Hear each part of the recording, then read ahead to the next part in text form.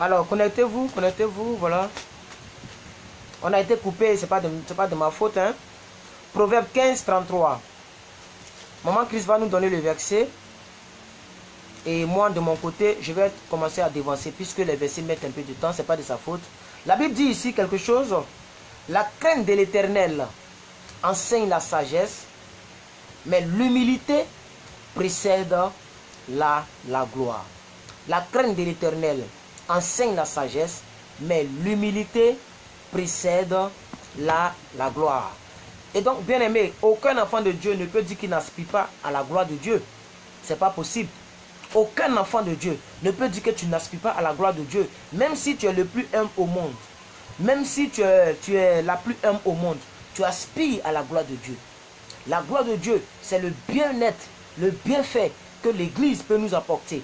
La gloire de Dieu peut se manifester sous la protection, sur le don des enfants, le don d'un bon mari, un bon boulot, la santé divine. Tout ça, ça se trouve dans la gloire de Dieu. Vous voyez, c'est pourquoi la Bible dit quoi, hein? La crainte de l'Éternel nous enseigne la sagesse, mais l'humilité précède la gloire. Amen. Ça veut dire que pour pouvoir retrouver la gloire devant, il faut pratiquer l'humilité aujourd'hui. C'est l'humilité que tu pratiques aujourd'hui qui te permet, bien aimés frères et sœurs, de croiser la gloire. L'humilité que tu pratiques aujourd'hui, c'est cette humilité-là qui te permet de croiser la gloire sur le chemin de ta destinée. Parce que quand tu pratiques l'humilité, c'est comme si tu as laissé dévancer la gloire devant toi. Et la gloire certainement est devant toi. Oh, alléluia. Alléluia. Comme je l'ai dit et je le redis, on a été coupé tout à l'heure dans notre vidéo.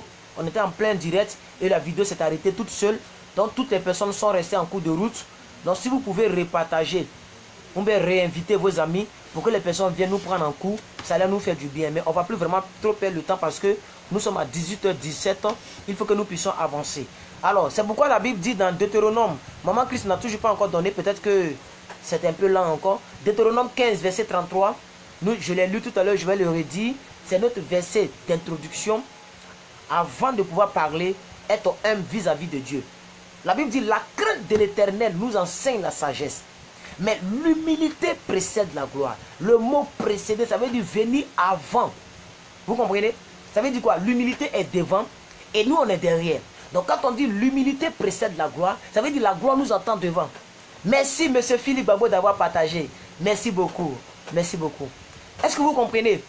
Vous comprenez un peu bien aimé ce que je suis en train de dire. C'est pourquoi aujourd'hui, je suis en train de traiter un grand thème qui sera traité sur 3 jours. Ce thème-là sera traité sur 3 jours. Aujourd'hui, demain et après-demain.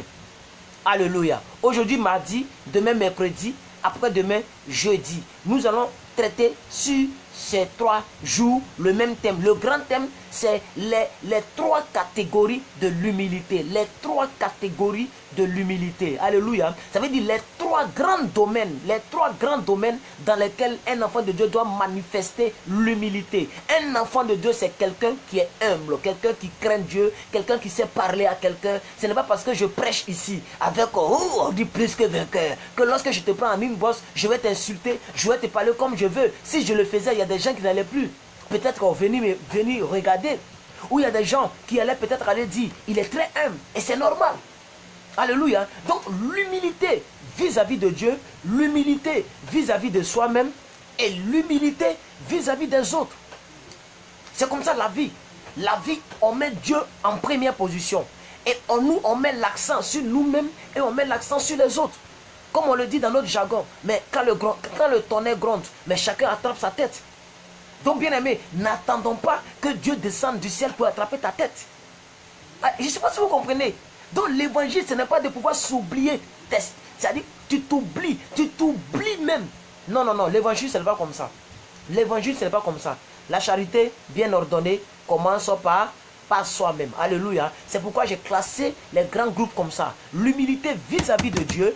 Demain, nous allons étudier l'humilité vis-à-vis de soi-même. Parce qu'on est orgueilleux vis-à-vis de nous-mêmes. Et il y a plein de versets qui soutiennent la thèse.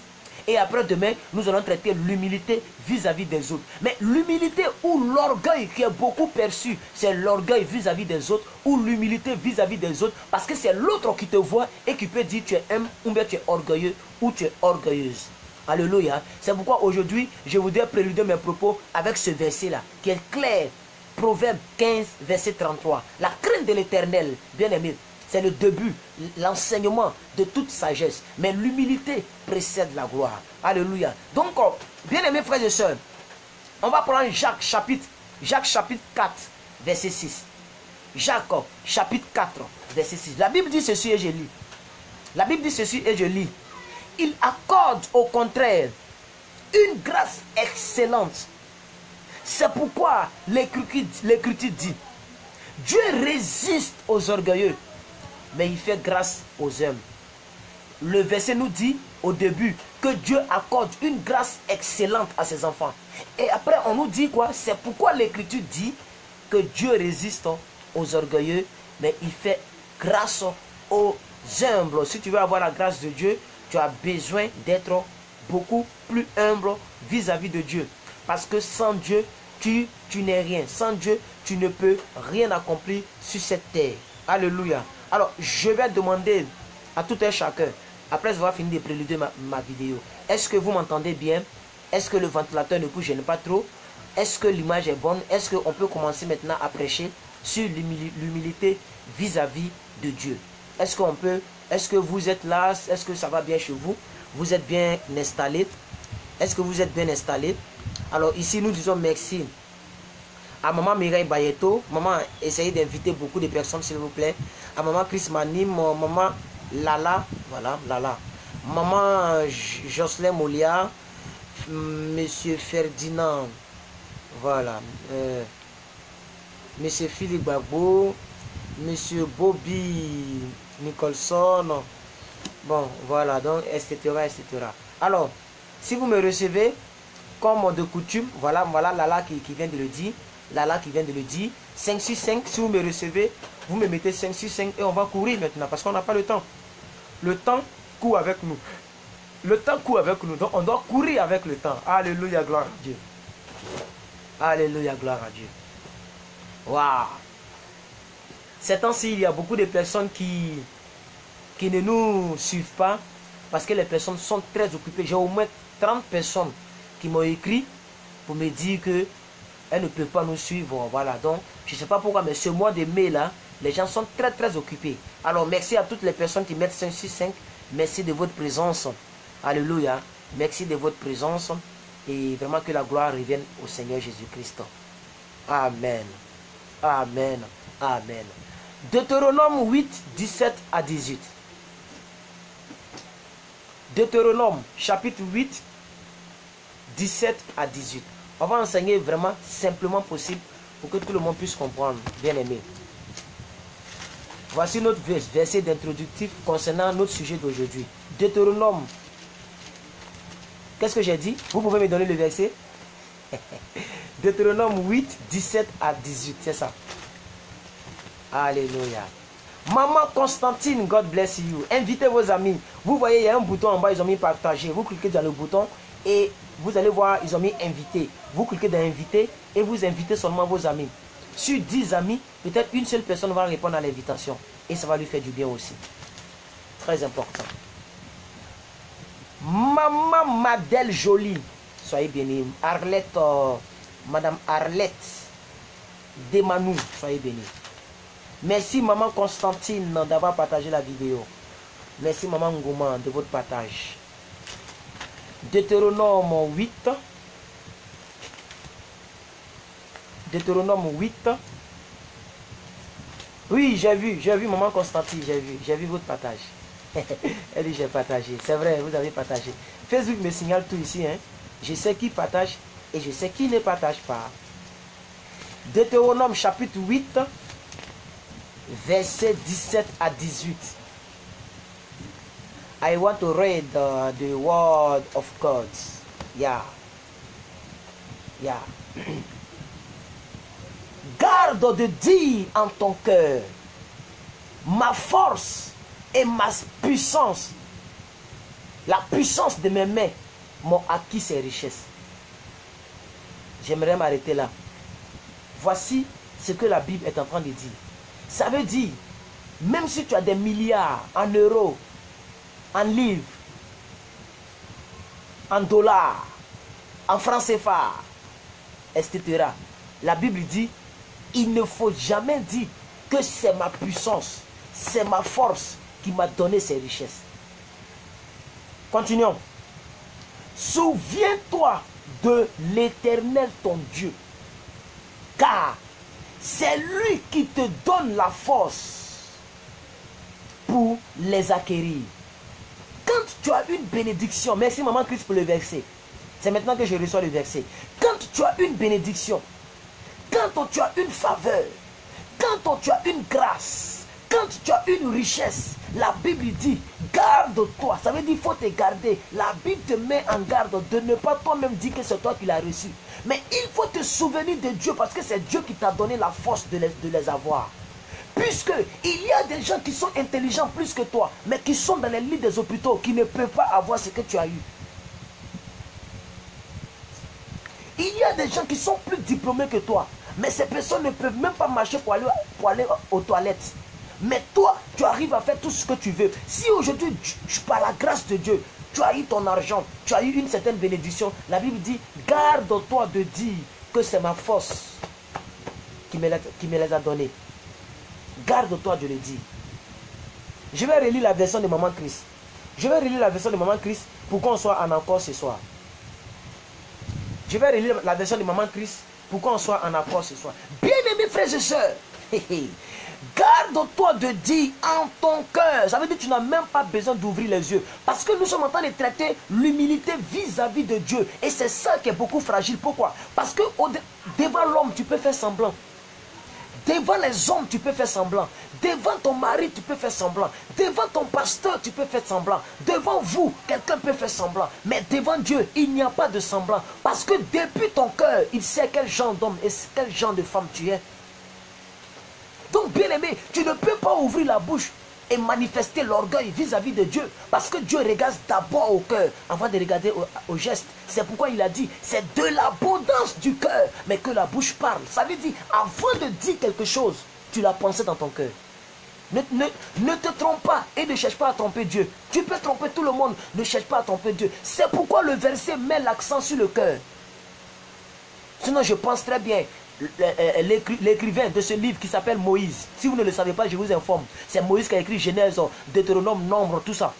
L'écrivain de ce livre-là, je pense très bien qu'il pouvait s'arrêter simplement, garde de dire, ma force m'a donné telle chose, mais il dit, garde de dire en ton cœur. Est-ce que le cœur a la bouche? Non, on parle de la pensée. Ça veut dire, ce que tu médites, et pour ceux qui ne le savent pas, le cœur est le siège de toute pensée, toute pensée. Et c'est le cœur qui transmet l'information au système nerveux. Et le système nerveux permet à ce que l'homme réagisse. Donc, bien aimé, quand tu marches et que tu marches, tu es en train de marcher sur une pointe. Alléluia. C'est le cœur qui a reçu ça d'abord. Et le système nerveux reçoit et tu réagis pour dire, aïe, je me suis fait du mal. Donc, avant de gifler ta femme, c'est le cœur qui a reçu. Tu as médité ça dans ton cœur. C'est pourquoi la Bible dit, garde de dire en ton cœur, ma force et la richesse de mes mains m'ont acquis toutes ces richesses. Donc bien aimé, tu peux ne pas ouvrir ta bouche et être orgueilleux devant Dieu. Ah, je suis désolé de te le dire, mais c'est la vérité. Donc faisons attention à ce que nous disons. Regardez le verset 18. Regardez un peu plus le verset 18. Souviens-toi de l'Éternel ton Dieu, car c'est lui qui t'a donné les forces de les acquérir. On ne lutte pas avec toi. La richesse que tu as, personne ne lutte avec toi. C'est ta richesse. Mais au moins, souviens-toi que c'est Dieu qui t'a donné la force. Parce que si Dieu ne t'avait pas donné la force, tu n'allais pas les avoir.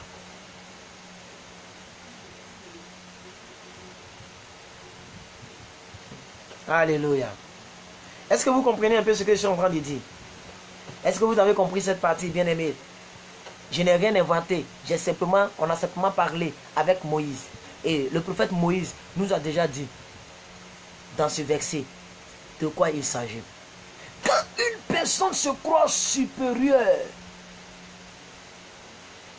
jusqu'à être supérieure à Dieu, jusqu'à te suffire, et hier nous en avons parlé, parce que tous les messages vont de mèche, c'est comme ça que je prêche. Hier nous en avons parlé.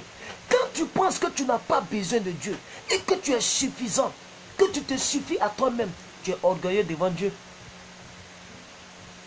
Ainsi, quand tu sors, tu ne pries pas. Quand tu manges même, tu ne remercies pas Dieu. On n'a pas dit de délivrer la nourriture. La nourriture ne se délivre pas. Il y a des gens qui prient aussi mal. Seigneur, délivre la nourriture. Seigneur, le sang de Jésus. Le sang de Jésus. Aïe. Remercie Dieu, il faut manger. Il ne faut pas avoir peur. Il n'y a pas poison dedans. Même s'il y a poison, la Bible dit, même si vous buvez quelques breuvages mortels, ça ne vous fera aucun mal. Il faut avoir un peu la foi. Il ne faut pas avoir peur à tout bout de champ. Amen. Mais au moins, remercie le Seigneur pour le repas qu'il t'a donné. Est-ce que vous comprenez ce que je suis en train de dire? Donc, bien aimé, il y a des choses que nous devons faire attention dans notre manière de réfléchir. Donc, si tu as eu une belle voiture, parce que ton boulot, ils t'ont donné une voiture de service, ou bien ils t'ont donné, je ne sais pas moi, ils t'ont donné une promotion. Alléluia. C'est vrai que les hommes vont te célébrer, c'est ta promotion. Mais quand toi-même tu rentres à l'intérieur de toi, tu dis vraiment, c'est Dieu qui a permis que j'ai cette promotion. Si ce n'était pas Dieu, je n'allais pas être là où je suis. C'est-à-dire, devant les hommes, c'est toi sur ta promotion. Parce que les hommes, il y a beaucoup de profanes, les profanes. Il y a des gens qui s'en foutent de Dieu, même si d'autres me disent que Dieu n'existe pas. Ils vont adorer même des arbres, laissez-les comme ça. Mais bien aimé, à l'intérieur de toi, il faut te dire, c'est par la grâce de Dieu que je respire. Et c'est Dieu qui a permis que je puisse avoir ce que j'ai aujourd'hui. Ce que je crois avoir de mes propres mains, c'est Dieu qui m'a donné la force de les avoir. C'est ce que Moïse est en train de nous dire dans ce verset, bien aimés frères et sœurs. Alors, le but de cet enseignement, c'est de faire attention à la manière dont nous considérons Dieu, dans tout ce qui nous arrive, surtout côté positif, surtout côté témoignage. Amen. Lorsque tu as une grâce qui frappe à ta porte, bien aimé, il ne faut pas oublier Dieu. Parce que la plupart des chrétiens, lorsque la grâce frappe à ta porte, on oublie le Seigneur. Ça, c'est fini, ça. On oublie le Seigneur. Dès qu'une petite bénédiction a frappé à la porte, c'est fini, les gens oublient Dieu. Mais c'est lorsque ça s'empire que les gens maintenant pensent à Dieu. Les gens se rappellent de Dieu. Bien aimé, c'est ingrat. C'est ingrat. L'humilité vis-à-vis de Dieu, tu dois faire très attention jusqu'à tes pensées. Devant les hommes, tu peux faire semblant. Tu peux t'incliner. Tu peux t'incliner. Tu peux t'incliner. Mais devant Dieu, l'inclinaison n'est pas suffisante. Il va chercher à savoir ce que tu penses. Il connaît ton cœur, bien-aimé. Tu ne peux rien cacher à Dieu. Il sait exactement qui tu es. Il sait exactement ce que tu penses. Même présentement, pendant que tu m'écoutes là, il sait ce que tu penses. Rien n'est caché devant Dieu. La Bible dit, il voit une fourmi noire sur une plaie noire, dans une chambre noire. Dieu voit la fourmi là. Donc qu'est-ce qu'on peut cacher à Dieu? Nothing.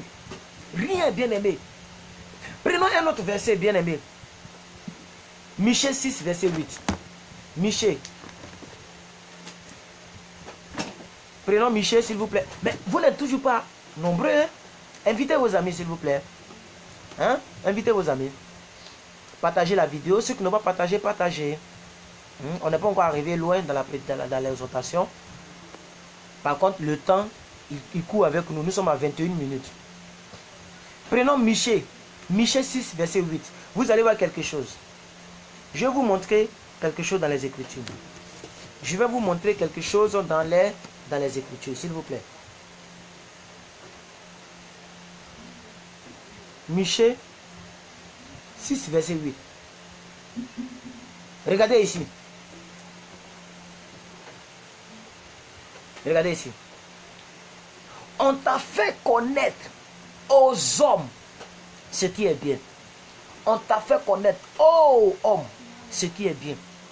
Et ce que l'Éternel demande de toi, c'est que tu pratiques la justice. Merci maman Christ. Vous voyez bien le verset qui est devant vous. Ce que l'Éternel demande de toi, ce qu'il veut de toi, c'est que tu pratiques la justice. Ça c'est le premier point. Que tu aimes la miséricorde. Deuxième point. Et que tu marches humblement avec Dieu. C'est la partie qui me plaît. C'est la dernière partie là. La petite phrase là, en bas là, c'est ça qui me plaît. Et que tu marches humblement avec Dieu. Il ne faut pas marcher orgueilleusement avec Dieu. Il y a des gens qui marchent orgueilleusement avec Dieu. Comme si entre toi et Dieu, qui a besoin de qui? D'autres même donnent ultimatum. Si tu ne m'as pas béni, je ne vais plus à l'église. Quoi? Quand tu vas aller en enfer là, c'est Dieu qui va souffrir là-bas. C'est pourquoi la Bible dit marcher humblement avec Dieu. Donc on peut marcher avec Dieu et marcher orgueilleusement. Le jeune riche marchait avec Jésus, il marchait orgueilleusement. Parce qu'il pose question à Jésus, Jésus répond. Il pose question, Jésus répond. Et Jésus lui dit, si tu veux vraiment que ça soit parfait, vends tous tes biens et donne-le aux pauvres. Le monsieur a été touché. Il a été frustré. Donc il marchait avec Jésus. Mais il était fier de sa richesse. Il marchait avec le rabbi, le maître, le roi des rois. C'est lui dont il a entendu parler il y a longtemps. Le ressuscité. Bon, à ce temps, il n'était pas encore ressuscité. Mais il marchait avec la vie abondante, le miraculeux. Mais il était fier de lui. Ça veut dire que sa richesse était plus importante que Christ. C'est pourquoi quand Jésus a dit, vends tes biens et donne-le aux pauvres, il a été triste. Mais Pierre, quand Pierre attrapait tous les poissons, quand vous lisez la suite de l'histoire, la Bible dit que Pierre a abandonné les poissons là et il a suivi Jésus. Voici les deux sortes de marcher avec Christ. Marcher avec Christ avec orgueil, marcher avec Christ humblement, marcher avec Dieu humblement. Donc on peut être chrétien, mais on est chrétien orgueilleusement avec Dieu. Il n'a pas dit en Dieu. Regardez bien le verset. Maman Christ redonnait le verset. Le verset n'a pas dit en Dieu, on dit avec Dieu. Si on nous disait en Dieu, ça veut dire si c'était en Dieu, on peut dire bon, marcher humblement en Dieu avec plus que vainqueur. Marcher humblement en Dieu avec tel frère. Marcher humblement en Dieu avec tel... Non, on dit avec Dieu. Donc c'est bien précis. Donc il s'agit de Dieu. Donc ce verset-là soutient, c'est-à-dire ça soutient solidement. Mais le thème que nous sommes en train de traiter, l'humilité vis-à-vis de Dieu. Est-ce que tu marches humblement avec Dieu? Le mot là est là, il est bien long. Humblement, il est long. Non, tu ne veux pas dire que tu n'as pas vu le mot. Le mot est là. Est-ce que tu marches humblement avec Dieu? Est-ce que nous marchons humblement avec Dieu? Ça donne des ultimatums. Seigneur, si tu ne me bénis pas, je ne fais pas telle chose. Quoi? Donc entre Dieu et toi, qui a besoin de qui? Qui a besoin de qui? Entre Dieu et toi, qui est serré de qui? Beaucoup de personnes pensent que Dieu est serré, quoi. Il est trop serré, quoi. On est presque 1 milliard de chrétiens dans le monde. Sur les 6 milliards, on est presque 1 milliard de chrétiens. 1 milliard de personnes qui glorifient son nom, qui prêchent son nom, qui aiment son nom, qui font sa volonté. Bien aimé, ce n'est pas parce que Jésus est mort pour nous qu'il est gaou ou qu'il est gawa. Quelqu'un a chanté en Côte d'Ivoire ici. Dieu n'est pas gaou, oh, gaou, oh, gaou, oh. Dieu n'est pas gaou, oh. Il n'est pas gaou, bien aimé. Il a besoin aussi que tu sois un peu humble. Il faut que tu saches que tu as besoin de lui. Maman Christ, préparez Philippiens 2, versets 5 à 8. On va lire des longs textes pour que les gens puissent bien comprendre. Philippiens 2, versets 5 à 8. Philippiens chapitre 2, versets 5 à 8. Philippiens chapitre 2, versets 5 à 8. Donc bien aimé, il faut que, à partir d'aujourd'hui, que tu marches humblement avec Dieu. Il ne faut pas l'obliger. Donc la connaissance déconne un peu, ça va se calmer. Voilà. C'est la récréation. Quand la récréation arrive, ça déconne un peu. Hein? C'est la récréation. Ça va se calmer. Mais maman Christ, donnez-moi Philippiens 2, versets 5 à 8. On va voir ce que l'apôtre Paul nous dit. On a trop lu l'Ancien. On va aller dans le Nouveau Testament. Bon, ça déconne un peu. On patiente un peu. Hein. Amen. Ça déconne un peu.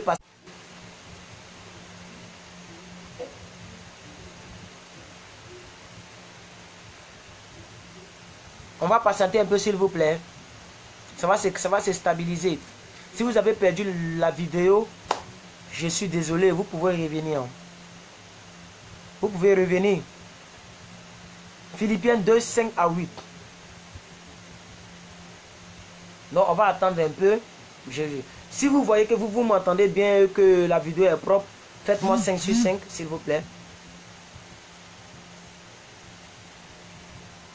Si vous m'entendez que la vidéo est devenue un peu propre, vous n'êtes vraiment pas nombreux aujourd'hui. Je suis très étonné par rapport à ça. Hein. Je suis très étonné, mais bon. Chacun a son emploi du temps. Voilà. Moi, lorsque je prêche, je m'édifie moi-même, je me prêche à moi-même. Ça, c'est l'une des choses que je vais quand même pas négliger. Et je suis dans la présence de Dieu.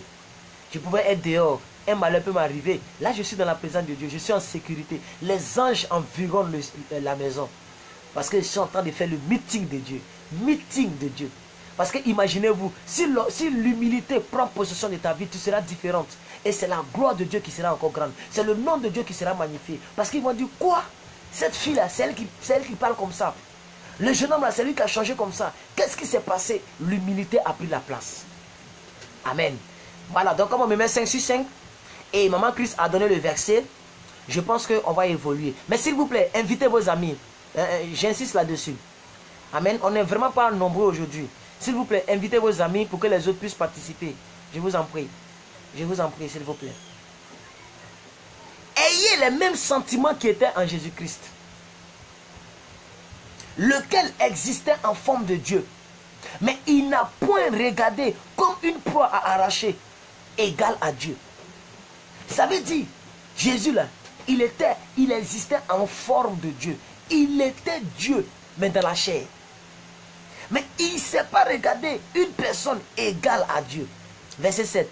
Mais il s'est dépouillé lui-même en prenant la forme d'un serviteur, en devenant semblable aux hommes et en ayant la parure comme un simple homme. Jésus n'était pas extraordinaire. Il n'avait pas des vêtements gonflés. Il n'avait pas un langage vulgaire, gonflé. Jésus était un bien-aimé. C'est pourquoi la Bible nous dit au verset 5, ayez les mêmes sentiments qui étaient en Christ. À chaque fois qu'il faisait quelque chose, il dit, je fais ce que j'ai vu mon Père faire. Il dit, je suis venu parler de mon Père. À chaque fois qu'il faisait quelque chose. Regardez le verset 8.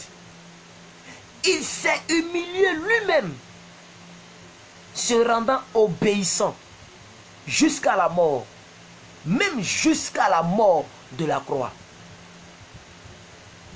Ça veut dire, jusqu'à ce qu'il parte à la croix, Jésus a obéi. Il s'est humilié lui-même. Alléluia. J'aimerais que, en toute chose, nous puissions avoir les mêmes sentiments qui étaient en Christ. C'est très important. Ah oui. Donc nous sommes déjà à 29, 30 minutes 00, 30 minutes. Voilà. Ça me fait mal que vous n'êtes pas nombreux. Ça seulement, je vous le dis. Je ne sais pas pourquoi, mais vous n'êtes vraiment pas nombreux aujourd'hui. Amen. Vous n'êtes pas nombreux.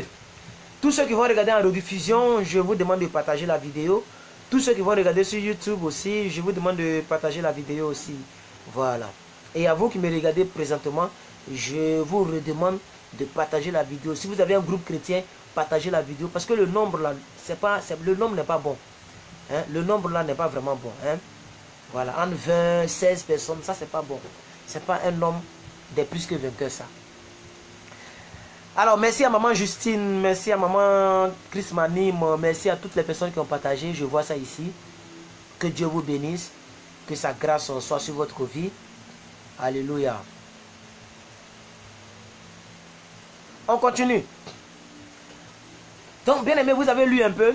Nous devons avoir les mêmes sentiments, mais qui étaient en Jésus. Est-ce que vous comprenez? Jésus, on dit, il existait en forme de Dieu. Mais il ne s'est pas vu égal à Dieu. Je ne sais pas si vous comprenez. Il existait en forme de Dieu. Mais il ne s'est même pas considéré égal à Dieu. Or, c'était Dieu sur la terre. Il était Dieu sur la terre. Quand vous prenez Colossiens 2, verset 9, si je ne me trompe pas, je vais vous montrer la partie divine de Jésus. Prenez Colossiens 2, verset 9. Maman Christ, on y va. Colossiens 2, verset 9. Mesdames, mesdemoiselles et messieurs. Mesdames, mesdemoiselles et messieurs. Colossiens 2, verset 23. Et verset... Colossiens 9, verset... Colossiens 2, verset 9. Oh mon Dieu, qu'est-ce que je fais? Attendez, je vais utiliser ma tablette parce que le vent là me fatigue. Je vais essayer dans Colossiens 2 pour voir. Où la Bible parle de la plénitude de la divinité. Vous allez voir un peu. Comment est-ce que la Bible parle de Jésus? Il avait les caractéristiques de Dieu. Beaucoup de personnes pensent que Jésus c'était simplement le Fils de Dieu. Et aujourd'hui, j'ai vu dans les commentaires de la vidéo de PDP, il y a un qui a mis, non, il ne faut pas mettre Jésus, il ne faut pas mettre Dieu, il faut mettre Jésus. Il faut dire la grâce de Jésus, non la grâce de Dieu, parce que il faut mettre la grâce de Dieu et il ne faut pas dire la grâce de Jésus, parce que Jésus n'est pas Dieu, il n'est que Fils de Dieu. Vous voyez? Voilà. Regardez ici, on dit car En lui, merci maman Christ pour le verset, en lui habite corporellement toute la plénitude de la divinité. Le mot divinité vient du mot Dieu. Tout ce qui est divinité a attrait en Dieu. Quand on dit divinité, on parle de Dieu. Quand on dit la grâce divine, c'est comme ça on veut dire la grâce de Dieu. Quand on dit la paix divine, on parle de la paix de Dieu. La santé divine, la santé de Dieu. La bénédiction divine, la bénédiction de Dieu. On dit, en Jésus là, pendant qu'il était encore sur la terre, dans son corps là, il y avait la plénitude de toute la divinité en lui. C'est pourquoi la Bible insiste sur le mot corporellement. On ne parle pas de Jésus ressuscité. On parle de Jésus lorsqu'il il est sorti des eaux et que la colombe est venue se poser sur lui là. C'est de ce Jésus dont on nous parle. Il n'était pas encore mort. Mais en lui habite toute la plénitude. On dit habite corporellement. Ça veut dire dans son corps. Toute la plénitude de Dieu. Ainsi, quand il regarde la mer, il menace la mer, les eaux se calment. Il maudit le figuier sèche. Il voit le fou de Gadara avec 6000 démons. Il menace les démons pleurent. Il voit la femme qui est courbée, il la touche, elle se redresse.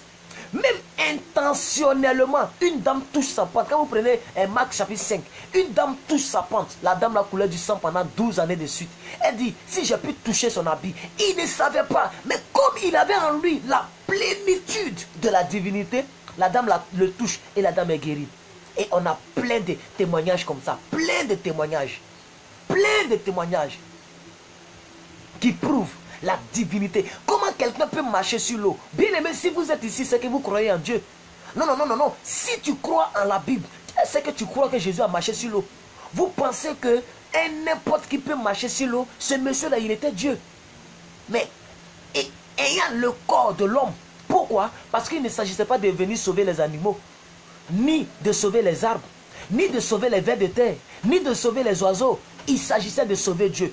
Comme Dieu est trop saint et que s'il descend sur la terre, on ne peut même pas s'approcher de sa gloire. On allait tous mourir.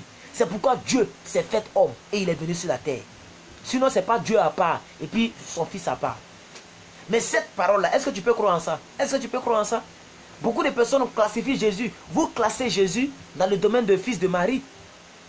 Dès l'instant que Jésus est sorti des eaux et que la colombe s'est posée sur lui et que le ciel s'est ouvert et que la voix s'est fait entendre, celui-ci est mon fils bien-aimé. C'était plus le fils de Marie. Non, non, non, non, non, non, non. Il avait changé de père. C'est de la même manière que dès l'instant que tu as donné ta vie à Christ, la Bible dit en 2 Corinthiens 5, 17 que tu as une nouvelle création. Ça veut dire ta vie n'est plus fonction de la vie de ton père. Donc la malédiction qui était dite héréditaire ne devrait pas normalement arriver sur ta vie. Normalement. Quand vous prenez Jean 1, verset 12 à 13, la Bible dit clairement à tous ceux qui ont crié en son nom, à tous ceux qui l'ont accepté, la parole faite chair, Jésus, nous a donné le pouvoir de devenir enfants de Dieu, lesquels ne sont plus nés ni du sang, ni de la volonté de la chair, ni de la volonté de l'homme, mais lesquels sont nés de Dieu. Lisons les Écritures. C'est de la même manière que Jésus n'était plus fils de Marie. Il était fils de Marie lorsqu'il était charpentier. Lorsqu'on n'entendait pas parler de lui, lorsqu'il était petit, il accompagnait son père Joseph, etc. Mais dès l'instant qu'il est sorti de l'eau, c'était un Dieu sur terre. Yes. Vous devrez comprendre ça. Et je vais revenir encore dans mon message. Maman Christ, revenons en Philippiens 2, versets 5 à 8. On va bien expliquer cette partie encore. Revenons en Philippiens 2, parce que c'est pour soutenir Philippiens 2 que je suis sorti du message pour vous montrer ce que Philippiens dit. Ou bien du moins ce que l'apôtre Paul dit à l'église qui était en Philippe. Est-ce que vous comprenez? C'est ce qui est là. Il dit, lequel existait en forme de Dieu. Est-ce que vous comprenez? Il ne s'est pas fait égal à Dieu. Jésus lui-même savait qu'il était Dieu.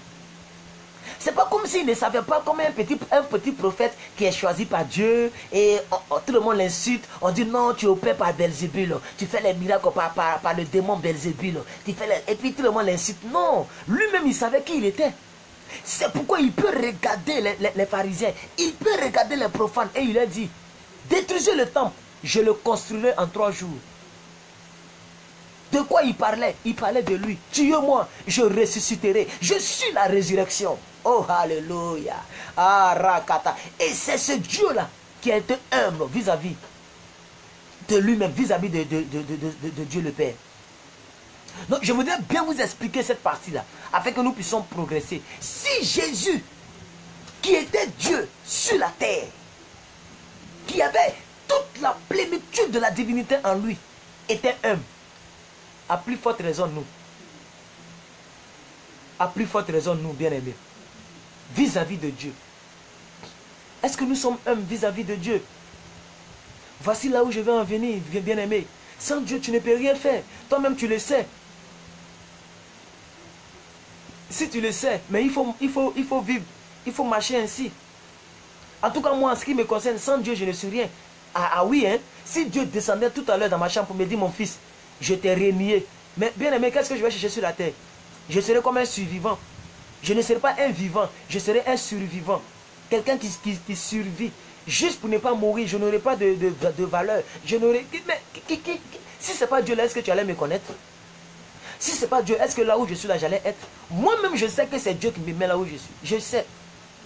Je ne suis pas encore arrivé quelque part. Mais je sais que le peu que je suis, le peu que j'ai, c'est Dieu. Je le sais. Je le sais. La santé divine que j'ai en moi, c'est Dieu. C'est Dieu.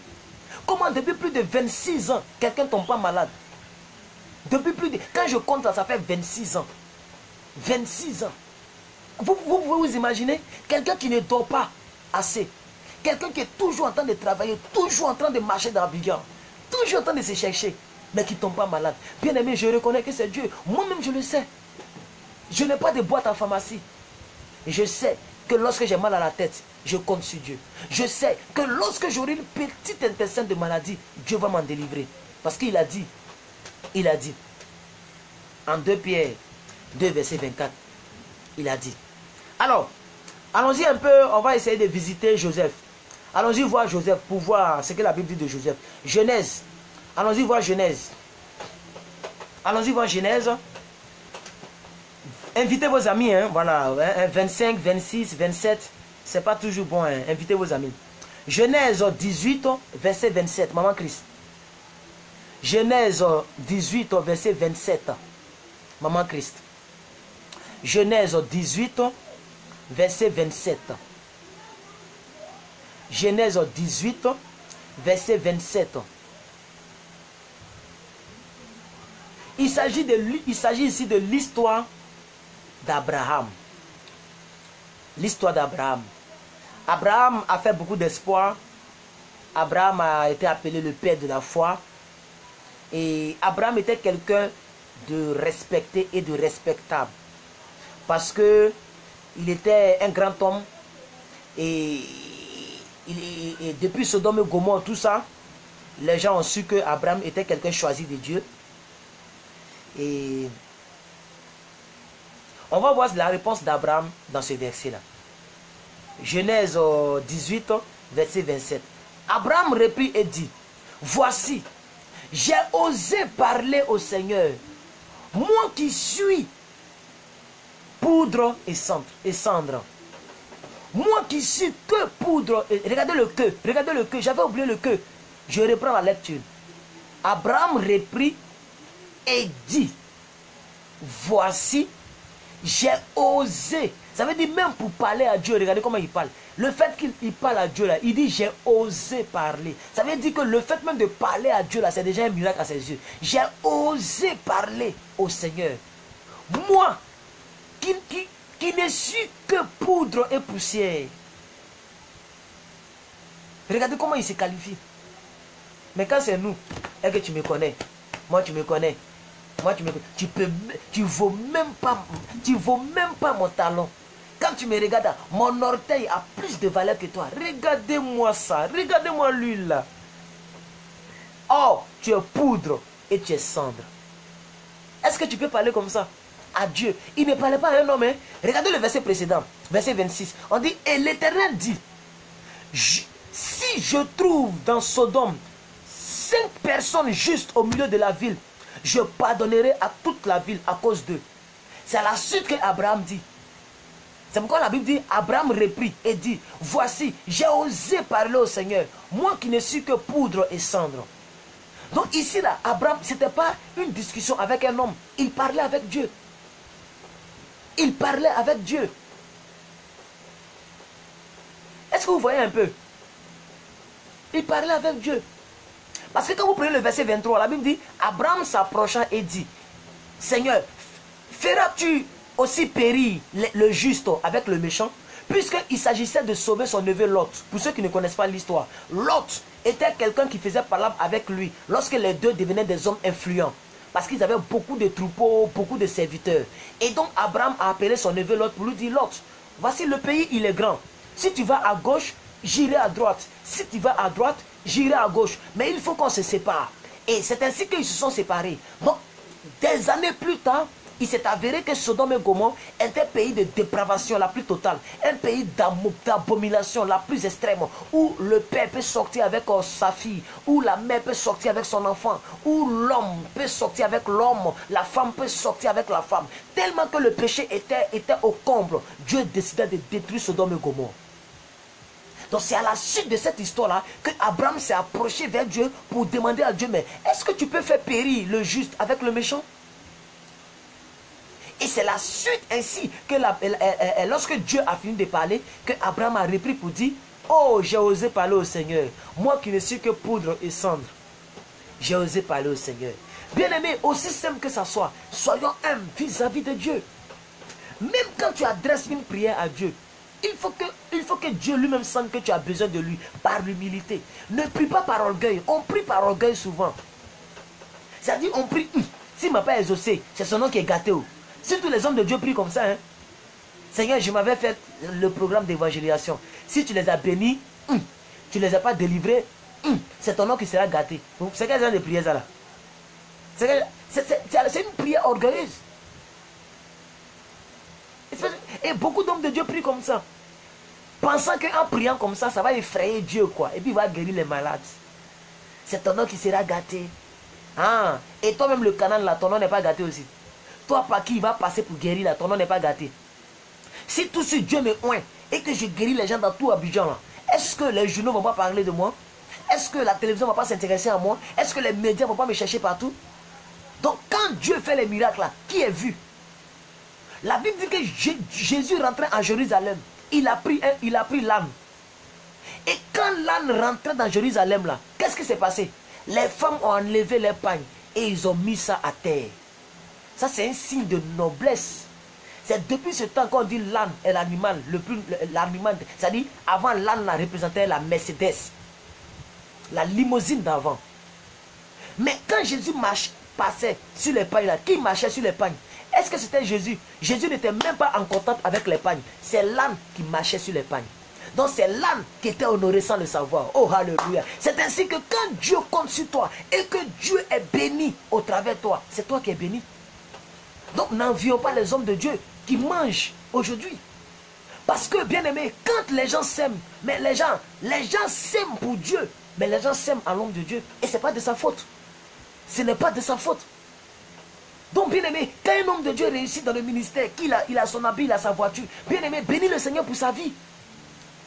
Parce que c'est parce qu'il porte le nom de Dieu sur lui qu'il est béni. Lui qui descend sur la tête, arrive à la barbe et descend sur les vêtements. Est-ce que vous comprenez un peu? Donc c'est la même chose qui se déroule ici. Mais Abraham a reconnu qu'il n'était que cendre et poudre. Poudre et cendre. C'est ce que je vais vous laisser. Aujourd'hui, là, je ne vais pas trop compliquer. Je me demande si vous comprenez un peu l'idée avec laquelle je suis en train de prêcher ce soir. Je me pose la question, si vous comprenez vraiment l'idée avec laquelle je suis en train de prêcher. Donc, bien aimé, tu es l'âme du Seigneur. Si Dieu passe par toi pour bénir quelqu'un, c'est toi qui es béni. C'est toi qui es béni. Si Dieu monte sur toi pour rentrer à Jérusalem, quand les gens vont déposer les pagnes là, c'est toi qui seras béni. C'est ça aussi qui est la vérité. Ah, maman Christ, on y va. Sophonie. Sophonie. Il y a des gens qui n'ont jamais lu ce livre-là. Hein. Quand ils disent Sophonie, on dit Haï. C'est quel livre ça? Sophonie. Sophonie. Sophonie. Maman Christ, on y va. Sophonie. Chapitre 2, verset 3. Voilà. C'est un livre très court. Hein. 3 chapitres. 3 chapitres. Chapitre 2, verset 3. Sophonie chapitre 2, verset 3. En tout cas, je ne sais pas si vous comprenez, mais j'aimerais que vous arriviez à faire l'effort de comprendre. Vous qui êtes là, faites l'effort de comprendre, je vous en prie. Faites l'effort de comprendre, je vous en prie. Parce que je veux vous transmettre cela sous un autre angle. Je veux que vous compreniez cela différemment ce soir. Amen. Nous dépendons de Dieu. Amen. Regardez dans Sophonie. Sophonie 2, verset 3. Sophonie 2, verset 3. Je vais lire la parole de Dieu. La Bible dit, merci maman Christ. Cherchez l'Éternel, vous tous, humbles du pays, qui pratiquez ses ordonnances. Recherchez la justice. Recherchez l'humilité.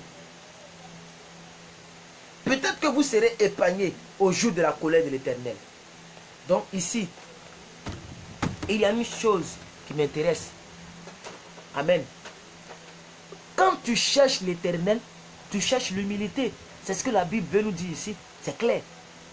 Cherchez l'Éternel, vous tous, humbles du pays, vous qui pratiquez ses ordonnances. Recherchez l'humilité. Peut-être que vous serez épargnés au jour de la colère de Dieu. Donc, le fait de chercher Dieu, c'est que tu cherches l'humilité. Donc, quand tu cherches Dieu, tu es humble. Clair. Je ne sais pas si vous comprenez ça comme ça. Mais c'est ce que la Bible veut nous dire ici. Quand tu cherches Dieu, tu es humble. Parce que tu sais que de ton propre chef, tu n'es rien. Tu sais que tu es limité. Tu sais que tu ne vois pas au-delà même de ta vision humaine. Tu sais que tu ne sais pas de ton lendemain. Tu sais qu'il y a un être suprême qui existe. Donc quand tu cherches Dieu, tu cherches l'humilité. C'est ce qui est écrit ici. Je reprends encore les versets pour vous. Cherchez l'Éternel. Vous tous, humbles du pays, les humbles du pays. Il y a un mot qui sort, humble, humilité. Vous tous qui pratiquez ces ordonnances, point. Recherchez la justice, virgule, recherchez l'humilité. Peut-être que vous serez épargnés le jour de la colère de Dieu. Donc, quand la Bible dit chercher l'Éternel, et vers la fin on nous dit rechercher l'humilité, c'est que quand tu cherches Dieu, tu es humble. Je ne sais pas si vous comprenez. Donc le fait même de chercher Dieu, c'est l'humilité. Tu reconnais que tu es limité. Tu reconnais que tu as besoin de la parole de Dieu chaque jour pour qu'elle puisse t'aider à te cadrer. C'est pourquoi les gens me suivent chaque jour. Il y a des personnes, quand tu vas sur le mur, c'est plus que quelqu'un qui est rempli. Pourquoi? Parce que les gens partagent la vidéo par amour de Dieu. Et les gens viennent regarder. Parce que ces personnes-là cherchent Dieu. Donc, les personnes s'en foutent. Si je remplis les murs, il y a des jeunes soeurs ici qui m'écrivent pour dire, mais pourquoi c'est lui seul qui remplit, hein? Les gens font jalousie. Il y a les jeunes soeurs qui m'écrivent ici. Beaucoup même ont déjà parlé de ça. Où il y a des gens qui font jalousie parce que c'est mon visage qui est rempli sur le mur.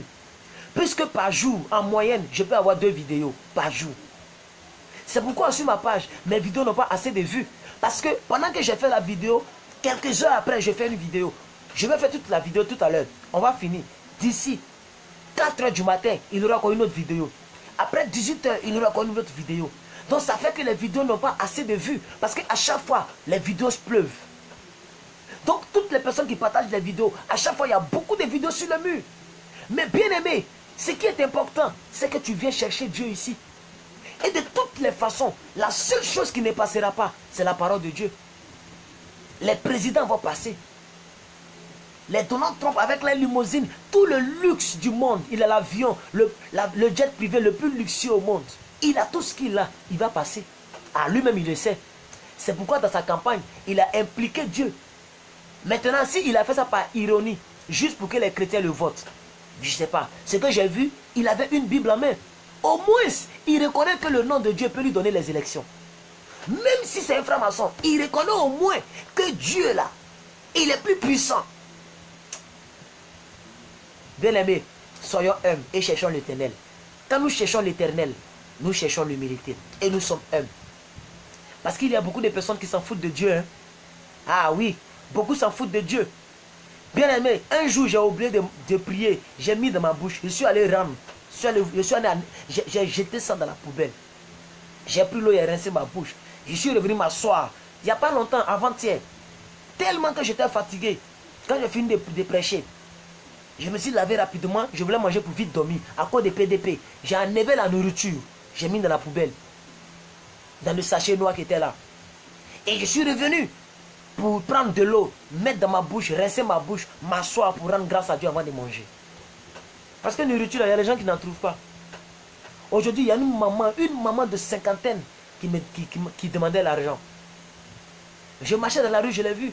Elle demandait l'argent. La maman demande l'argent. Une maman, qu'est-ce qui s'est passé? Je ne sais pas. Qui es-tu pour ne pas reconnaître la faveur de Dieu sur ta vie? Qui es-tu pour ne pas reconnaître que c'est Dieu qui permet que tu sois là où tu es? Et que tu ne dépends pas de toi-même. Et que tu ne vis pas par toi-même. Et que le souffle de vie, là, ça t'a été prêté. D'un moment à l'autre, il peut te l'arracher. Et puis, il n'y a rien en face. Il peut supprimer ta vie aujourd'hui. Et puis, ça ne change pas sa manière dont les gens l'adorent.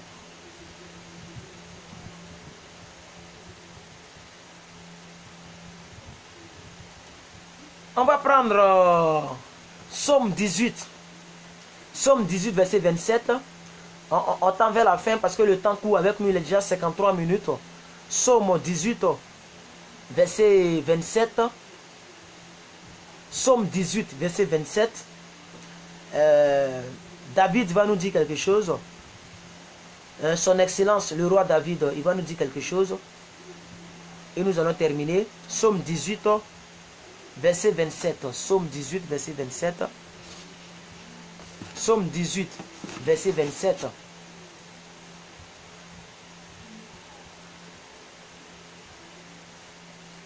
Regardez ce que la Bible dit.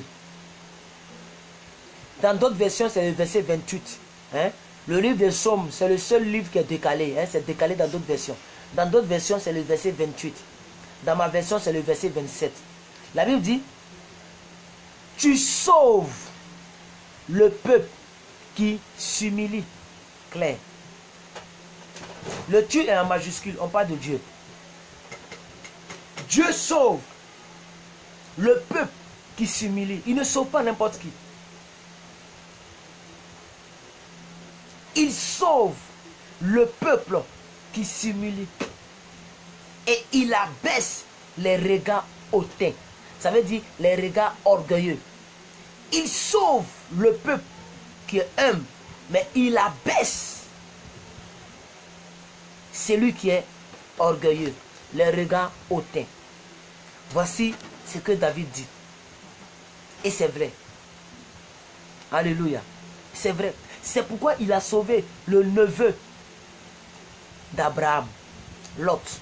Pourquoi? Parce que Abraham était assez humble pour aller prier Dieu. Et regardez sa prière. Il dit, oh, j'ose parler à Dieu. Moi qui suis cendre, moi qui suis poussière, moi qui suis poudre, poussière, j'ai parlé à un grand Dieu. Et à la suite, Dieu a sauvé Lot. Même si sa femme n'a pas obéi, parce que sa femme a regardé derrière, elle est devenue statuette de sel. Mais au moins, Lot a été sauvé, lui et ses enfants. Pourquoi? Parce que le peuple que Abraham représentait dans la vie de Lot, ce peuple-là était humble. Donc Dieu sauve le peuple qui est humble et il rabaisse le peuple avec des regards hautains. Psaume 18, verset 28, bien aimé. Donc nous ne dépendons pas de nous-mêmes, nous dépendons de Dieu. Nous sommes limités et on doit l'accepter. Dieu sait ce qui va t'arriver dans 2 heures. Il sait ce qui va arriver dans 10 heures. Il sait ce qui va arriver d'ici matin. Mais est-ce que toi tu le sais? Tu ne le sais pas. Il est le maître des temps et des circonstances. Mais nous sommes limités dans le temps. Il est omniprésent, omniscient. Mais moi, je suis totalement ici à Yopougon, à Abidjan. Je ne suis nulle part ailleurs qu'à Abidjan. Donc, il faut que nous soyons un peu humbles. Ne lançons pas de l'ultimatum. Quand tu vois que tu as fait quelque chose qui n'est pas bon, répands-toi. Demande pardon. Quand tu demandes pardon, c'est un signe d'humilité. Et c'est un plus grand signe même d'ailleurs. La repentance, c'est un signe d'humilité. Où tu reconnais que tu es dans le tort. Où tu reconnais que tu as besoin que Dieu te pardonne. Amen. Donc, ne lançons pas des ultimatums à Dieu. Seigneur, si tu ne me donnes pas un enfant, je te donne 2 ans. Hein? Je te donne. Et il y a des gens même qui donnent des témoignages. Et il y a des gens qui prêchent là-dessus même. Il faut mettre Dieu dans un fauteuil blanc. Quoi? Mettre Dieu dans un fauteuil blanc. Mais bien aimés, faisons attention à ce que nous disons. On risque de payer cela cher. Mettre Dieu dans un fauteuil blanc. Oh, on nous dit, rechercher l'humilité. Ainsi, peut-être qu'on va échapper à la colère de Dieu au dernier jour du jugement. Mais il y a des gens qui mettent Dieu dans un fauteuil blanc. Et ils mettent tabouret là, une chaise devant lui, une chaise qui est vide d'ailleurs. Le fait même que Dieu il est invisible là, ça doit nous faire peur.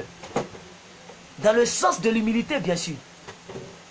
Le fait que Dieu est invisible, ça doit d'abord nous apporter l'humilité. Parce que nous, on est visible, mais Dieu il est invisible. Le fait que Dieu se trouve au ciel et nous sommes sur la terre là, ça doit nous rendre humbles. On ne peut pas l'atteindre, mais lui, il peut nous atteindre à tout moment. Parce que c'est lui qui nous a prêté le souffle. Non, Seigneur, qu'est-ce que je t'ai fait? Aujourd'hui, je te mets dans le fauteuil blanc. Je veux que tu me dises aujourd'hui là, qu'est-ce que tu me veux? Pourquoi tu m'as créé? Je ne suis pas content de toi. En bon? Oh, Seigneur Jésus. Arrêtez de mettre Dieu dans le fauteuil blanc. Ce n'est pas camarade de quelqu'un. C'est même pas camarade de quelqu'un même. Même si Dieu me donne le plus grand, il me donne un don qui fait de moi le plus grand prédicateur au monde. C'est pas mon camarade. Ouais. Et ça, je vous le dis. C'est pas camarade de quelqu'un. Même le plus grand pasteur, même le pasteur Marcelo, ils sont même pas, il n'est même pas 0,00000%. C'est-à-dire 0,000% de Dieu. Il n'y a pas non. Même pas même.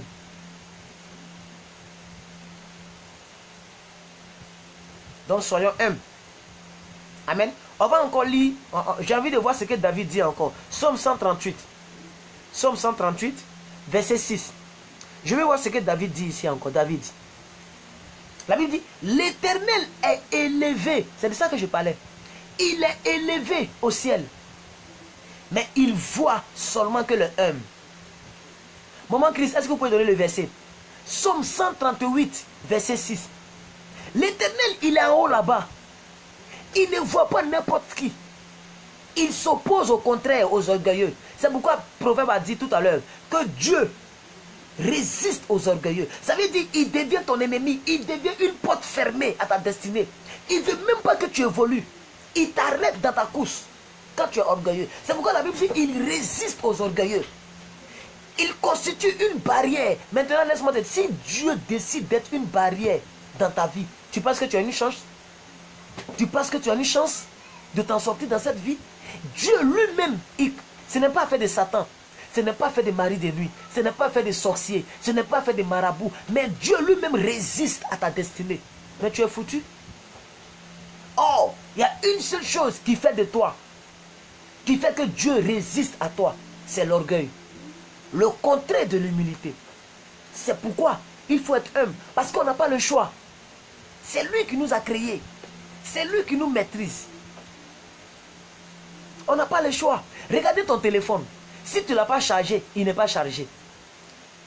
Quand quelque chose dépend de quelque chose, vous voyez l'humilité?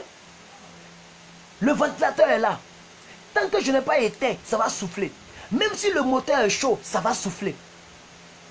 Même si ça fait 10 heures, ça va souffler. Parce que ça ne dépend pas de lui-même. Ça dépend de moi, le propriétaire. Mais nous sommes, Dieu est notre propriétaire. Et c'est nous, on veut lui donner des ultimatums. Si tu ne m'as pas béni, je ne vais plus à l'église. Si tu ne m'as pas béni, je pratique plus la parole. Je vais pécher partout. Je vais aller dans la boîte de nuit, je vais me prostituer. Va te prostituer. Go back. Vas-y. Va te prostituer. Va avoir diplôme en prostitution. Et tu penses que tu vas intimider Dieu? Des gens qui intimident Dieu. Qui lancent ultimatum. Si vous voulez, en français terre à terre, des gens qui garantent Dieu, garant. Ils arrivent à garantir Dieu. Si tu ne me bénis pas, je ne vais plus à l'église. mise en garde. Va te prostituer, tu vas voir. Quand tu as coco, gono, ou même quand tu as sida, tu vas savoir que Dieu, ce n'est pas ton ami. Quand tu as MST, une grosse maladie, Digba AVC, tu vas savoir que Dieu là, ce n'est pas ton camarade. Quand un brouté va te prendre, il va couper tes seins. Il va couper tout pour aller donner à son féticheur. Tu vas savoir que Dieu là, ce n'est pas ton camarade. C'est nous, on est entre nous les hommes. Dieu, il est en haut là-bas. C'est Dassi que tu vas avoir. C'est pas Sida. Dassi. Tu vas accoucher Dassi. Ça lance ultimatum. Déjà, parce que tu ne te maries pas, il y a un peu longtemps que tu ne te maries pas, tu es fâché. Tu t'en fous. Tu fais ce que tu veux. Tu retournes dans ton péché. Tu dis, je me sanctifie, oh, je ne vois rien. Je ne me sanctifie pas, oh, je ne vois rien. Merci, maman Lala. Maman Lala, merci beaucoup. Maman Christ doit avoir un petit souci, c'est pas grave. Merci pour le verset, maman Lala. Vous voyez le verset? L'Éternel est élevé. 2 points. Il voit les hommes et il reconnaît de loin les orgueilleux. Ça veut dire, étant au loin, il nous connaît. Tu es dans quel camp? Tu es dans le camp des humbles ou tu es dans le camp des orgueilleux? Bien aimé. Tu es dans le cas des humbles ou bien tu es dans le cas des orgueilleux. Il faut que faut te poser la question et il faut répondre à toi-même la question. Donc, bien aimé, maman Grâce est en train de elle est en train de rire. Maman Grâce Loané. Oui, c'est Dassi, on va avoir. Dassi, on va te prostituer. Tu vas croiser un joli homme romantique qui sera fidèle jusqu'à la mort. Il s'appelle Dassi, Sida, Dassi. Quand tu vas le marier là, vous allez mourir ensemble. Vous allez chériter, chuchoter jusqu'à vous allez mourir ensemble. Comme tu as vu avoir des relations, va avoir Dassi. Dassi t'attend. Il est dans la boîte de nuit là même. C'est lui-même qui met la musique de Digue. Soyons humbles. Amen. Soyons humbles. Regardez le verset que Lala a donné tout à l'heure. Dieu, il est en haut. Mais il voit les hommes. Et de loin, il reconnaît les orgueilleux. De loin, il reconnaît les orgueilleux. Donc, tu ne peux pas te cacher.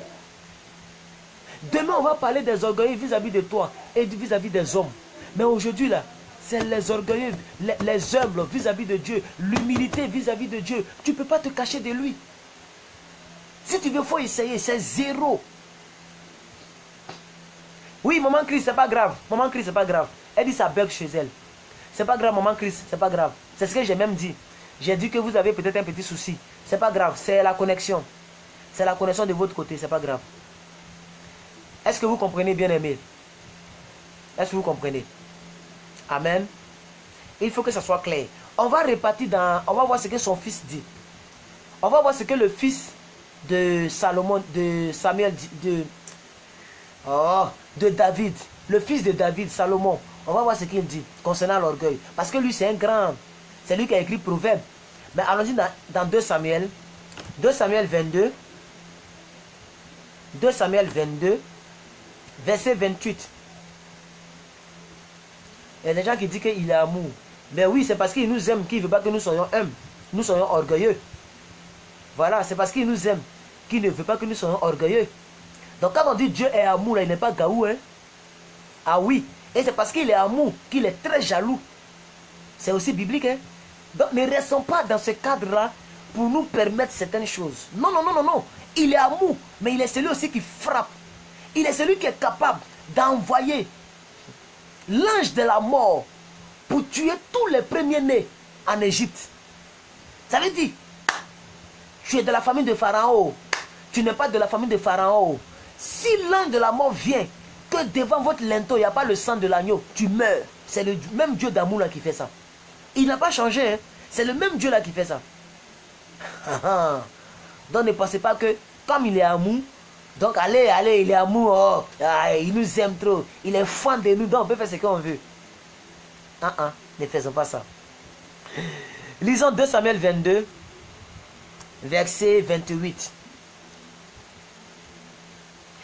Le prophète Samuel va rebondir ce que David a dit, n'est-ce pas? Lisons 2 Samuel 22, verset 28. La Bible dit, tu sauves le peuple qui s'humilie. Vous voyez que les deux là, ils ne sont pas de même époque. Hein. Samuel, le fils de Anne, la stérile. Anne qui pleurait devant Dieu, cherchant un enfant. C'est lui qu'on appelle Samuel. Et David, après plusieurs années plus tard, David est né. Alléluia. Regardez un peu les époques, mais les deux parlent le même langage. Tu sauves, merci maman Lala pour le verset. Tu sauves le peuple qui s'humilie. Et tu regardes, tu abaisses les orgueilleux. Donc bien aimé, tu es dans quel camp? Ce soir-là, il faut que tu puisses te repentir. Il faut que tu puisses demander pardon à Dieu. Il faut que nous puissions demander pardon à Dieu si nous étions dans le camp des orgueilleux. Parce que Dieu va nous abaisser plus. Il va nous abaisser plus. Oui. Il va abaisser tes grâces. Il va abaisser ton chiffre monétaire. Il va abaisser toutes les voies, tous les chemins que Dieu dégage devant toi. Il va te faire échapper beaucoup de relations qui pouvaient changer ta destinée. Il y a des connexions divines, des relations divines, des personnes que Dieu t'envoie. Mais si tu es orgueilleux, il va t'abaisser. Au lieu de te faire élever, il va t'abaisser. Et il va sauver le peuple qui s'humilie. Donc bien aimé, tu es quel genre de peuple? Nous sommes quel genre de peuple? Donc Dieu parle au travers de moi, mais le message me concerne, ça nous concerne tous. Revenons dans l'humilité. Revenons dans l'humilité. Restons dans Samuel. 1 Samuel maintenant. 1 Samuel 2, verset 7. 1 Samuel 2, verset 7. Ce verset-là m'a beaucoup plu quand je l'ai lu. L'Éternel qui est amour, là, voici ses caractéristiques. L'Éternel, il est amour, n'est-ce pas? L'Éternel est amour. Voici ses caractéristiques. Maman, donnez-moi 1 Samuel 2, verset 7. Verset 7. 1 Samuel 2, verset 7. 1 Samuel 2, verset 7. Vous allez voir les caractéristiques de l'Éternel qui est amour. Il est amour, c'est vrai. Mais ils vont nous donner d'autres caractéristiques. Ils vont nous les donner. Ils vont nous les donner et j'attends à ce que quelqu'un me donne le verset. Entre Maman Chris ou même Maman Lala, parce que Maman Chris a un problème de connexion. Donc Maman Lala, elle peut continuer de donner le verset. Maintenant, si Maman Chris, elle est prête, elle peut nous balancer 1 Samuel 2, verset 7. Il y a trois autres caractéristiques que vous devrez savoir de Dieu. C'est pourquoi les gens ne craignent pas Dieu. Je vous dis la vérité, c'est pour tout ça que beaucoup ne craignent pas Dieu. Parce que allez, voilà, Dieu il est bon. Allez, il est bonbon, il est bon, il est bonbon, il est bon. Dieu, il est trop amour pour jeter sa créature en enfer. Voici des gens qui prêchent des paroles comme ça. Ça veut dire Dieu, il est tellement amour qu'il va prendre l'homme qu'il a créé pour le jeter en enfer. Ah, Jésus qui est son fils, il n'a même pas eu pitié de lui. Et Jésus est mort à la croix. La Bible dit, il a tourné sa face contre Jésus. Et il a montré le dos à Jésus. C'est pourquoi Jésus a dit, Rabbi, Rabbi, Abba, Abba, lama sabatani. Pourquoi m'as-tu abandonné? Dieu a tourné sa face de Jésus. Et Jésus est mort. Son propre fils, son fils, l'unique, le seul. S'il n'a pas pu épargner son propre fils, c'est toi qui vas jouer aux zouaves, aux orgueilleuses, aux orgueilleux, aux pécheresses. Et demain, le jour, la Bible, on a lu un verset ici. On dit, il faut que nous soyons épargnés de la colère de Dieu. Regardez les caractéristiques de Dieu, bien-aimé. Voilà. Voici le verset qui est devant nous. L'Éternel appauvrit, Claire. Il n'a pas dit Satan appauvrit. Hein. L'Éternel lui-même, il rend pauvre. Il enrichit aussi. Il abaisse. Il élève. Est-ce que vous voyez les caractéristiques? Donc l'Éternel bénit et l'Éternel maudit.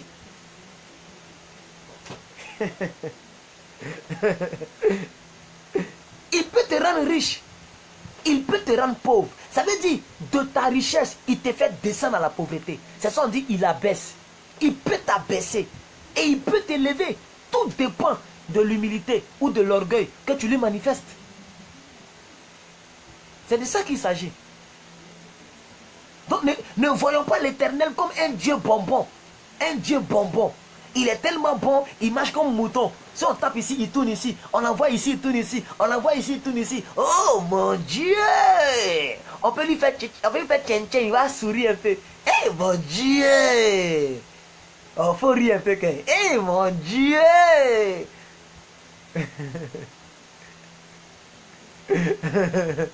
Voici les caractéristiques de Dieu. Nous avons un Dieu qui répond par le feu. Ah oui, il fait pleuvoir feu du ciel. Un Dieu qui est capable de faire pleuvoir une pluie pendant 40 jours, 40 nuits, non-stop, juste pour tuer les gens. Donc, il est un Dieu qui tue. Il faut que ça augmente ta crainte parce que tu ne le crains pas encore trop. Il peut te tuer. Aïe, ça te choque. Dieu peut supprimer ta vie. Si tu es un scandale dans sa génération, tu es un scandale dans l'église, tu fais tomber les gens, il peut te supprimer pour que les autres soient épargnés. Il peut te tuer. Aïe. Vous jouez avec Dieu, hein? Ah oui, vous jouez vraiment avec Dieu. Faites attention. On va aller voir un autre verset. Je pense que je vais m'arrêter là. Mais je vais voir un dernier verset. Genèse 41, verset 16. Ah, n'oubliez pas ça. Ah oui, hein? N'oublions pas ça.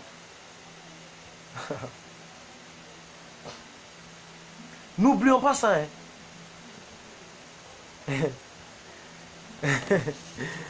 Genèse 41, verset 16.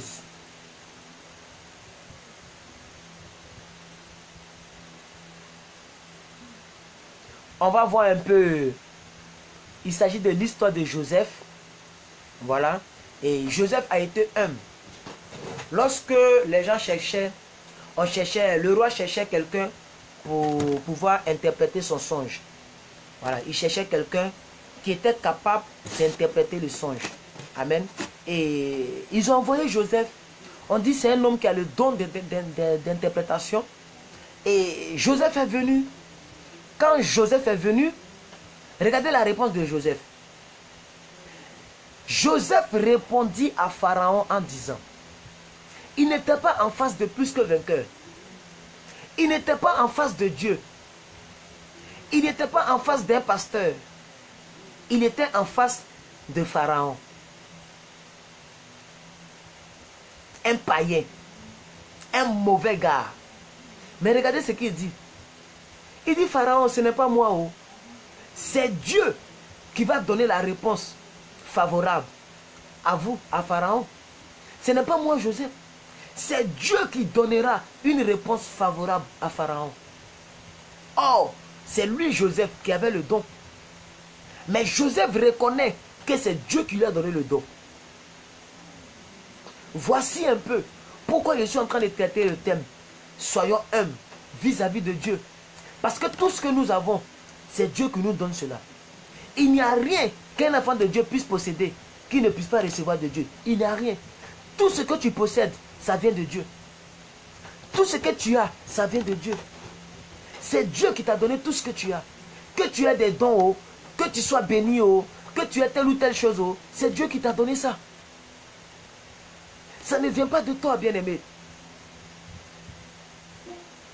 Alors, l'humilité favorise la gloire de Dieu et elle est une vertu qu'un enfant de Dieu devrait chercher.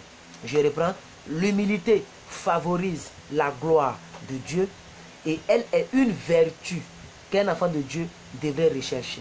Amen. L'humilité te permet d'être une personne aimée par Dieu, agréée par Dieu, choisie par Dieu, élevée par Dieu. Alléluia. Tant que tu auras cette reconnaissance par rapport à ce que Dieu t'a donné, tant que tu auras cette reconnaissance par rapport à ce que tu as eu, et que ça ne vient pas de toi, mais ça vient de Dieu, Dieu permettra toujours que tu sois élevé, que tu sois béni. Alléluia. Ce que Dieu veut de toi aujourd'hui, ce pourquoi Dieu a voulu que je te parle par ce sujet-là, c'est que tu puisses te remettre en cause et remettre les pendules à l'heure. S'il y a des domaines dans lesquels tu ne le reconnais pas, commence à le reconnaître à partir d'aujourd'hui. Commence à savoir et commence à manifester une attitude qui prouve que sans lui tu n'es rien. Alléluia. commence à être un peu plus humble. Parce que bien aimé, c'est l'humilité qui peut te permettre d'aller loin avec Dieu. Amen. Nous reconnaissons que Dieu nous a créés. Nous reconnaissons que nous sommes nés de Dieu. Mais souvent, beaucoup se trompent de la manière dont ils marchent avec Dieu. C'est pourquoi la Bible nous a dit, marchez humblement avec Dieu. Marchez comment? Humblement avec Dieu. Donc on peut marcher orgueilleusement avec Dieu. Amen. Comme si Dieu dépend de nous. Non. Comme si Dieu est serré de nous. Non. Nous avons besoin de Dieu. Alléluia. Nous avons besoin de Dieu. Je ne peux pas venir te dire ici que nous sommes serrés de Dieu. Mais au moins je peux te dire que nous avons besoin de Dieu. Alléluia. Et tu as besoin de lui. Et tu as urgemment besoin de lui. C'est pourquoi tu dois prier. C'est pourquoi à chaque fois, tu dois réclamer sa grâce. À chaque fois, tu dois réclamer sa grâce. À chaque fois, tu dois reconnaître que c'est lui qui te permet d'être ce que tu es. Et c'est lui qui te donne le souffle de vie. Si Dieu ne veut pas que tu voies 2018, tu ne verras pas 2018. Même si tu es la plus riche de ta famille. Même si tu es la plus belle, le plus beau. Si Dieu n'avait pas voulu que tu voies 2017, tu n'allais jamais voir 2017. Si Dieu n'avait jamais voulu que tu sois dans le pays où tu es actuellement, tu n'allais jamais être là où tu es actuellement.